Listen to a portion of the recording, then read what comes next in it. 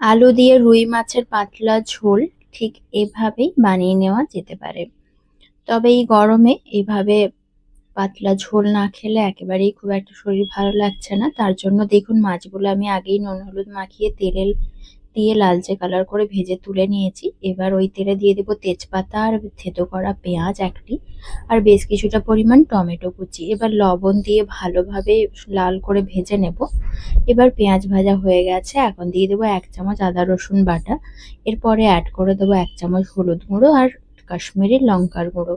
দিয়ে ভালো মতো ভাজা ভাজা করে নিয়ে দিয়ে দেবো সেদ্ধ করে রাখা টুকরো আলু। আলু দিয়ে বেশ কিছুক্ষণ কষিয়ে নেওয়ার পরে জল দিয়ে দেবো 1 বাটি। এবার ঝোলটা ফুটে আসলেই দিয়ে দেবো ভেজে রাখা মাছগুলো, আর সেই সঙ্গে অ্যাড করে দেবো এলাচ বাটা বেশ অল্প পরিমাণে, আর স্বাদের জন্য দেবো বেশ অল্প পরিমাণ লবণ। এবার ঝোল ফুটে আসলেই রেডি রুই মাছের ঝোল। নমস্কার।